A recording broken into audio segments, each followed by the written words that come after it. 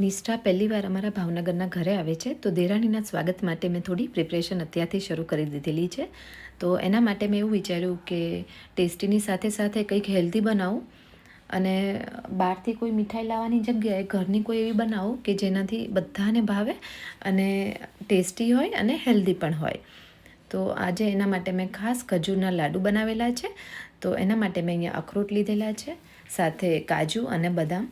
તો અહીંયા તમે ડ્રાયફ્રૂટ જે તમારે એડ કરવા હોય કરી શકો છો અને એને તમારે એકદમ આમ કહેવાય ને કટ કરી દેવાના છે. તો અહીંયા કોઈ એવું નથી, તમે કોઈ બી રીતે કટ કરી શકો, એકદમ નાના કે મોટા એવું કંઈ નહીં, જે રીતે કટ કરવા હોય એ રીતે કરી શકો છો.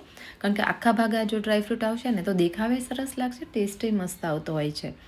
અને અહીંયા તમારે બીજા કોઈ બી ડ્રાયફ્રૂટ એડ કરવા હોય, પિસ્તા ને એ બધું, તો પણ કરી શકો છો. પણ અત્યારે હું અહીંયા કાજુ, બદામ અને અખરોટ જ લઉં છું.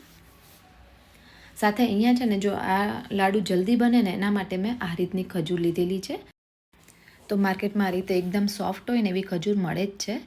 આનાથી શું થશે, તમારો ટાઈમે ઓછો બગડશે અને ફટાફટ બની જશે અને ટેસ્ટી પણ એટલા જ બને છે. જો એકદમ સોફ્ટ એવી, તો કોઈ પણ જાતનો આપણે એને ક્રશ કરવાની ઝંઝટ નથી કે મિક્સરમાં ક્રશ કરવું પડશે કે ઝીણા ઝીણા કટ કરવા પડશે, કંઈ જ કરવાની જરૂર નથી. આમનામ જ આ રીતે સોફ્ટ હોય ને તો જલ્દી થઈ જશે. તો આ રીતે એના ઠળિયા કાઢી દઈએ. અને જો તમને સીડલેસ ખજૂર મળે તો તમે એ પણ યુઝમાં લઈ શકો છો, પણ આપણે આવી રીતની છે એટલે મેં એના ઠળિયા કાઢી લીધેલા છે. તો અહીંયા મેં ટોટલ આમ 2 કપ જેટલું થાય ને, એટલે કે 2 વાટકી જેટલું, એટલી ખજૂરને ઠળિયા કાઢીને રાખી દીધેલી છે. તો અત્યારે શિયાળો છે આમે તે, એટલે આ ખજૂરના લાડુ તો બધાને ભાવતા જ હોય. તમે આને ખજૂરના લાડુની જગ્યાએ ખજૂર પાક પણ બનાવી શકો છો સેમ રીતે. તો અહીંયા આપણે 2 કપ જેટલી ખજૂરને આ રીતે ઠળિયા કાઢીને સાઈડમાં કરી દીધેલી છે. હવે એક જાડા તળિયાવાળું વાસણ લેવાનું હંમેશા. તો મેં અહીંયા કડાઈ લીધેલી છે જાડા તળિયાવાળી, અને એને આપણે 1 ચમચી ઘી મૂકવાનું છે. તો મેં એકદમ મોટી 1 ચમચી ભરીને ઘી લઈ લીધેલું છે. હવે ઘી એકદમ સરસ ગરમ થાય ને એટલે પહેલાં તો ડ્રાયફ્રૂટને 2 મિનિટ માટે સાતળી દેવાના છે. તો બધા ડ્રાયફ્રૂટ જે તમારે નાખવા હોય આ ટાઈમે એડ કરી શકો છો. અને ઘણા લોકો આમાં સીડ્સ પણ બધા નાખતા હોય છે. તમારે નાખવા હોય તો તમે એ પણ એડ કરી શકો છો. પણ મેં વિચાર્યું કે બધાને ભાવે એવું જરૂરી નથી, એટલે મેં અત્યારે એડ નથી કર્યા. એટલે ખાલી આમનામ ડ્રાયફ્રૂટના જ લાડુ બનાવું છું અત્યારે. તો હવે એકદમ જો 2-3 મિનિટ થાય એટલે સુગંધ આવવા મળશે શેકાવાની. પછી તમારે એના અંદર ખજૂરને એડ કરી દેવાની. અને જો તમારે નોર્મલ ખજૂર હોય, થોડી આ એટલી સોફ્ટ ના હોય ને નોર્મલવાળી હોય ને, તો તમારે ઝીણા ઝીણા પીસ અથવા તો એને તમારે મિક્સરમાં ક્રશ કરી લેવાની થોડી, પછી અંદર એડ કરજો, નહીં તો બહુ ટાઈમ લાગશે આ રીતે મિક્સ થતાં. અત્યારે જો આ રીતે તમને એવું લાગશે કે આ તો બહુ આમ કઠણ ને એવું દેખાય છે, આમ હાર્ડ હોય એવું, પણ ધીરે ધીરે એ જેમ જેમ ખજૂર ગરમ થતી જશે ને એકદમ સોફ્ટ થતી જશે વધારે, અને ઇઝીલી મિક્સ થતી જશે ડ્રાયફ્રૂટ સાથે. તો એકદમ સરસ રીતે ભળે ને ત્યાં સુધી આપણે મીડિયમ ટુ લો ફ્લેમ પર એને થવા દેવાની. તો જો અત્યારે એકદમ સોફ્ટ એવી થઈ ગઈ છે. અને 2-3 મિનિટ જેવો ટાઈમ લાગ્યો, તો બિલકુલ ટાઈમ નથી લાગેલો મિક્સ થતાં.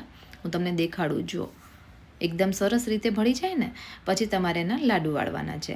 અને આપણે ઘી નાખ્યું હશે એટલે તળિયે બિલકુલ ચોંટશે નહીં અને એકદમ સરસ રીતે થશે. અને તમને લોકોને જો ટોપરાનું ટેસ્ટ ભાવતો હોય ને તો તમારે આ ટાઈમે અંદર થોડું અડધો કપ જેટલું ટોપરું પણ શેકવામાં નાખી શકો જ્યારે તમે શેકતા હોય આ ડ્રાયફ્રૂટ ત્યારે, અને ઉપરથી પણ નાખી શકો. પણ અત્યારે હું ટોપરું પણ યુઝ નથી કરતી. તમારે કરવા હોય તો એ રીતે પણ કરી શકો છો. તો થોડા ગરમ લાગશે સ્ટાર્ટિંગમાં, પણ ઇઝીલી વળી જશે. તો આ રીતે ધીરે ધીરે કરીને બધા નાના નાના લાડુ વાળી દીધેલા છે. જે દેખાવમાં બહુ મસ્ત છે અને ટેસ્ટમાં તો એકદમ બેસ્ટ છે. તો જો એકવાર આ સિઝનમાં તમે પણ આ લાડુ જરૂરથી ટ્રાય કરજો. મારા દીકરાને આપું ને એ તો ચોકલેટ સમજીને જ આ ખાઈ જાય છે. આ રીતે આપું ને રેપરમાં રેપ કરીને, તો એને એવું જ લાગે કે મમ્માએ મને ચોકલેટ આપી. તો આ રીતે હું કરતી હોઉં છું. તો તમે પણ એકવાર આ રેસીપી જરૂરથી ટ્રાય કરજો. અને તમને આજનો મારો વિડીયો કેવો લાગ્યો એ પણ મને કમેન્ટમાં જરૂરથી કહેજો. અને ગમે હોય તો વિડીયોને લાઇક, શેર અને ચેનલને સબસ્ક્રાઈબ જરૂરથી કરી દેજો. કોને કોને ખજૂર પાક કે ખજૂરના લાડુ ભાવે છે કમેન્ટમાં એના નામ સાથે જરૂરથી જણાવજો. અને હા, તમે મને ક્યાં ક્યાંથી જોઈ રહ્યા છો એ પણ જરૂરથી કહેજો, એટલે તમારા સિટીનું નામ, જેથી કરીને મને ખબર પડે કે મારા વ્યુઅર્સ મને ક્યાં ક્યાંથી જોવે છે. તો ચલો હું તમને દેખાડું કે કેવો બન્યો છે આપણો લાડુ. જોઈને જ ખાવાની ઈચ્છા થઈ જાય એવા સરસ મજાના લાડુ બનીને રેડી થઈ ગયા છે.